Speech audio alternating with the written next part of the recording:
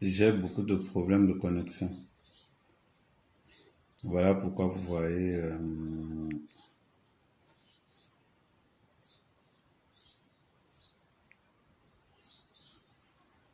ce qu'on va faire, c'est qu'on va mener le débat sur TikTok. Parce que sur TikTok, vous pouvez intervenir. Là, ok. Bon, si ça bug encore, parce que je suis en train de faire un transfert de connexion. Bon, j'étais en train d'expliquer tout à l'heure. Euh, la plupart des gens qui vont vous conseiller pour investir en Afrique doivent être des gens qui ont déjà investi et qui savent ce que veut dire investir en Afrique. C'est très important. Pourquoi je vous dis que c'est très important?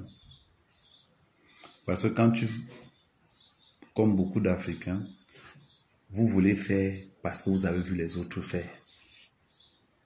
C'est ça l'entrepreneuriat en Afrique. Et le genre d'entrepreneuriat qu'on vous mène au Cameroun, les obstacles sont multiples. Nous n'avons pas encore atteint la maturité entrepreneuriale au sein de nos familles. Parce que les gens oublient souvent que la rigueur de l'entrepreneuriat, c'est le travail. Aujourd'hui, on a souvent tendance que, comme ma mère Kamel, c'est mon frère, donc je vais l'aider. Les gens ne savent pas que derrière une idée émise, quelqu'un peut être riche derrière. Ils ne savent pas ça. Pas du tout.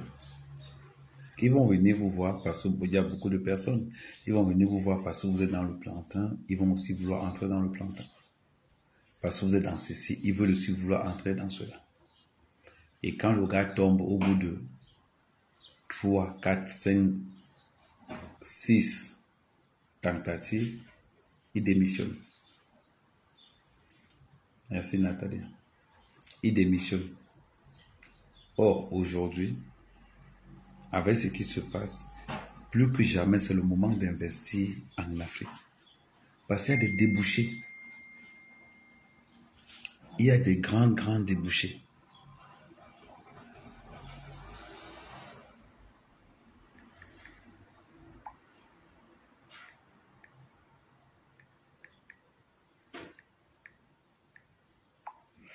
Il y a de très grands débouchés. Ben oui. Tu fais le piment, il y a de très grands débouchés. Le gombo, il y a de très grands débouchés. Mais le problème, dans tout ce que je viens de vous citer, beaucoup de gens entrent dans ça sans savoir là où ils vont aller vendre. Tu ne peux pas entrer dans un business si tu ne sais même pas où tu vas vendre. Deux fois, certaines personnes, c'est quand leur plantain est mûr, qui m'appellent pour me dire que ouais, Amé, trouve-moi quelqu'un qui va me payer les plantains. Non. Ce n'est pas comme ça que ça se passe. Ce n'est pas comme ça. Quand vous voulez entrer dans un business, surtout dans l'agro-pastoral, vous devez savoir que ce que je suis en train de faire là, la débouchée, c'est là. Ce que je suis en train de créer, la débouchée, c'est de l'autre côté. Vous devrez le savoir, c'est très important. Pourquoi c'est très important? Vous allez vite le connaître. Pardon, pas le connaître. Vous allez vite le savoir.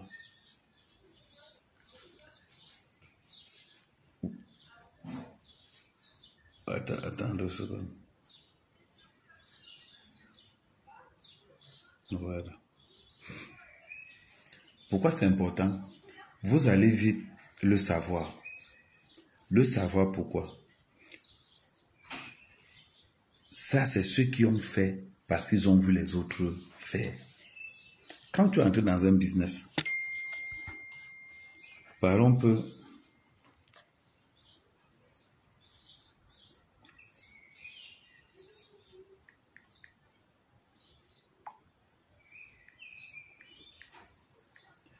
Attends.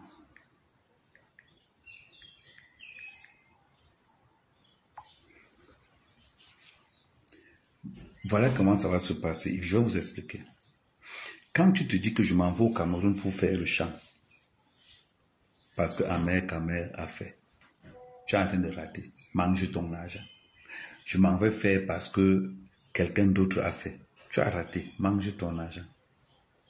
Mais ce qui doit te motiver à aller faire quelque chose, c'est d'abord l'envie de développer sur place. L'envie de créer. Tu dois avoir cette envie-là. Mais il y a beaucoup de facteurs que les gens ne vous disent jamais. Tu évolueras difficilement.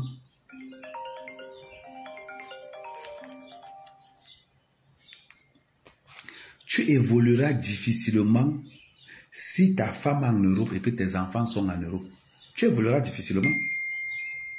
Pourquoi tu évolues difficilement? Ça, les gens ne vous disent pas ça dans vos forums d'entrepreneuriat là-bas. Les gens ne vous disent pas ça. Pourquoi tu as évolué difficilement?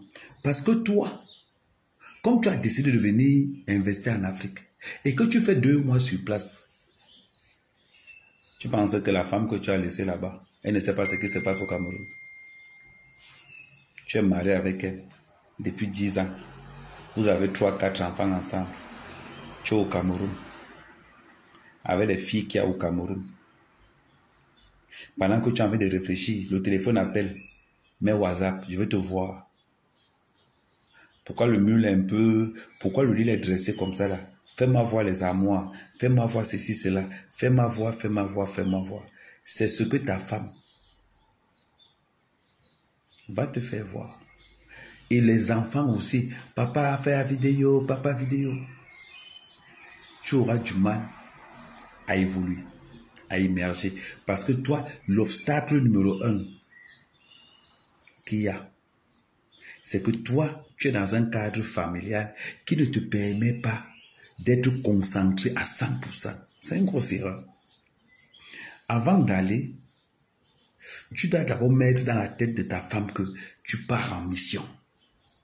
Une mission à haut risque. Il s'agit de votre avenir.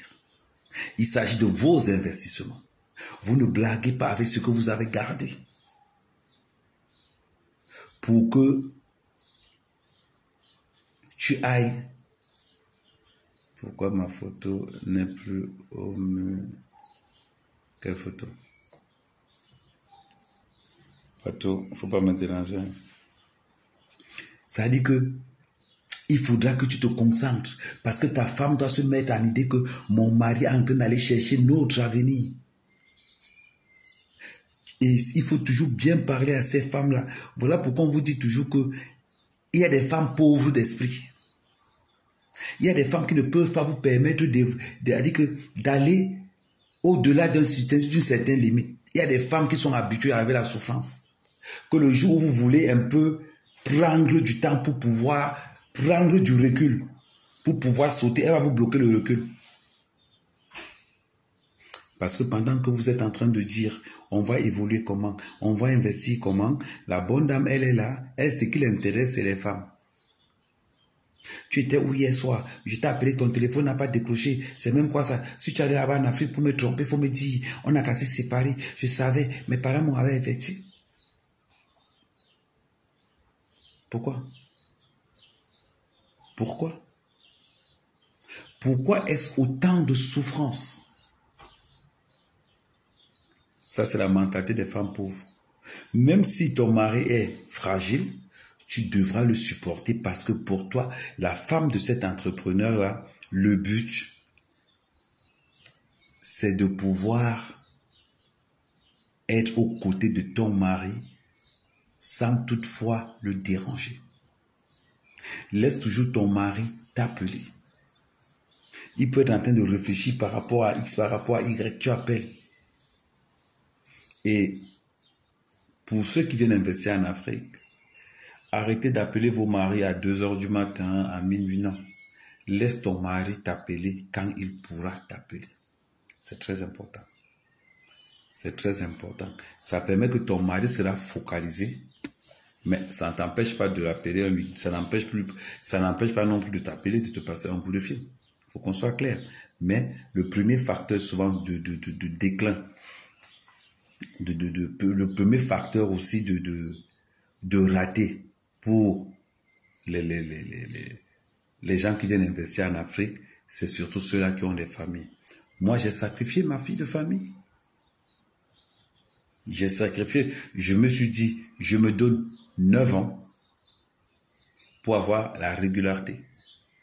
Je me donne 5 ans pour la normaliser.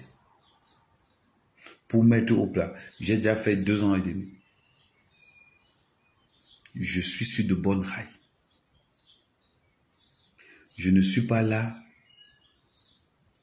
pour... Si j'ai envie de niasse, je m'en vais chez les Waka. Je fais ma part, je bac. Si j'ai envie de niasse, je m'en vais chez les Waka. C'est-à-dire que je ne suis plus là pour réfléchir que oh, la femme a fait ceci, oh, la femme a cela. Je ne suis plus dans ça. Il y a longtemps.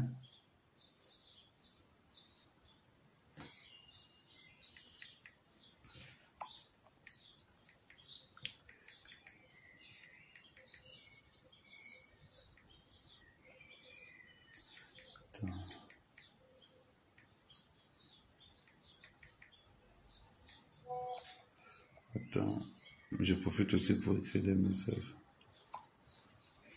Ok. C'est très important.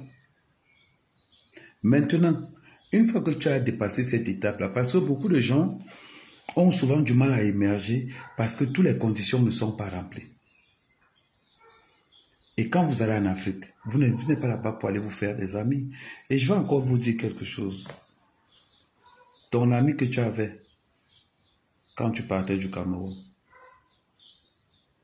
débarrasse-toi de lui si ne t'apporte rien. Débarrasse-toi de lui si cet ami ne t'apporte plus rien. Vous n'êtes pas obligé de marcher ensemble. Tu peux le payer 2-3 billets et tu te débarrasses de lui. Plus,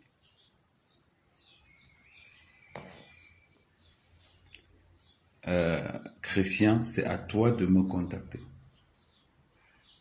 Tout le monde a mon numéro de téléphone. C'est à toi de me contacter. C'est pas à moi de te contacter. C'est très important de voir, ou bien c'est un devoir d'assistance sociale. Mais quand on part faire des affaires, on n'est pas assistant social. Quand on part faire des affaires, on doit être prêt. Je ne m'en vais pas faire des affaires pour être assistant social. Pour faire quoi avec? Si mon ami d'enfance ne m'apporte pas grand-chose, je le zappe. Je l'écarte. C'est simple comme bonjour. Je ne peux pas aller au Cameroun pour investir, d'ailleurs, quel qu'en soit l'investissement, que ce soit dans l'immobilier ou que ce soit dans l'agro-pastoral, les principes sont les mêmes. Je m'en vais en Afrique pour un but. Je m'en vais en Afrique pour une mission, avec mon plan en main. Comme je vous disais dans le live d'avant, je ne m'en vais pas en Afrique si ce n'est pas pour aller sur place. D'ailleurs, je vais vous poser une question. Vous qui partez en Afrique et que vous donnez des ordres étant à l'hôtel, ça sert à quoi que tu payes un billet d'avion? Parce que si tu vas à l'hôtel pour dire qu'aller à gauche, aller à droite, ben, tu peux le faire étant en France. Pourquoi est-ce que tu attends quand tu es en Afrique pour le faire? Voilà beaucoup de petits facteurs et c'est l'ensemble de tous ces petits facteurs de négligence qui feront ta chute. Il faut toujours être avec eux. Comment tu peux contribuer à un marché? Comment tu peux demander à quelqu'un d'aller t'acheter le matériel en sachant que sa femme va accoucher dans 2 semaines? Réfléchis. Tu ne peux pas confier une affaire à quelqu'un en sachant que son fils est à l'hôpital. Non, ne fais pas cette erreur-là. On ne va pas t'expliquer ça dans les écoles de commerce. On ne va pas t'expliquer ça dans ton business plan. Mais sauf que la mentalité africaine obéit aux réalités de l'Afrique. Tu arrives, tu vas acheter par exemple 200 tôles. 100 tôles, c'est 1 million. 200 tôles, c'est 2 millions. Tu prends 2 millions, tu donnes à quelqu'un d'aller t'acheter 200 tôles. Si tu achètes 160 tôles, tu sauras comment? Tu ne sauras pas. Il peut t'acheter 160 tôles et il dit qu'on a volé 40 tôles. Il peut le faire. Pourquoi? Parce que tu n'es pas là. Il ne va pas le faire parce qu'il ne t'aime pas. Non. Il va le faire parce que sa femme va accoucher la semaine prochaine et que ton argent, ça va servir à compléter pour l'accouchement de cet enfant-là. Mais si au préalable, tu l'avais côtoyé et que tu sais que sa femme va accoucher, jamais tu l'envoyeras payer. Jamais tu vas l'envoyer pour payer les tôles ou les parpaings. C'est très important ce que je suis en train de vous dire. Quand beaucoup de gens disent que Ahmed, quelle est la clé de ta réussite en Europe? C'est sur des petites choses comme ça. C'est sur des petites choses comme ça que j'ai tissé ma réussite. J'ai pas fait l'école de commerce, mais j'ai fait l'école de la rue. J'ai côtoyé des personnes et j'ai vu certaines réalités.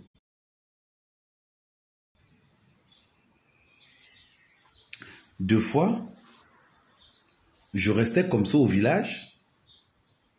Je vois un chasseur donner la viande à un revendeur. Il lui dit que bon, voilà mes 5 porcs épics. Dans les 5 porcs épics, donne-moi 40 000. Le chasseur repart en forêt. Le revendeur vend les 5 porcs épics 2 fois à 75 000, 2 fois à 70 000. Mais quand le chasseur revient, il ne lui donne pas les 40 000, il lui donne 25 000. Ce n'est pas qu'il ne veut pas lui donner les 25 000, c'est qu'on a sorti, le chasseur a oublié que le revendeur, son fils, on l'a sorti de l'école. Il faut qu'il paye l'école de cet enfant-là. Il ne donnera pas l'argent du revendeur, du chasseur. Ce sont des petites réalités locales. Et c'est ce qu'il faut prendre. Voilà pourquoi je vous dis toujours, je vous dis, ne restez pas à l'hôtel, ne restez pas dans le meublé. Quand vous allez en Afrique, voilà la réalité du terrain. Je vous dis ce que je vous dis là, on ne va pas, vous n'allez jamais entendre quelque part qu'on vous a dit ça. Non, vous ne pouvez pas. Ils ne peuvent pas vous le dire. Ils ne peuvent pas vous le dire. Très important.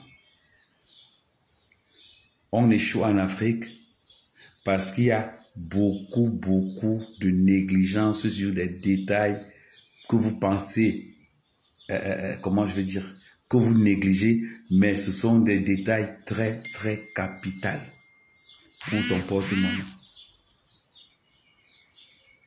Ok? On va devenir là-dessus. Bon, je vais encore revenir tout à l'heure là parce que là, je m'en vais sur TikTok. Ok, merci la famille.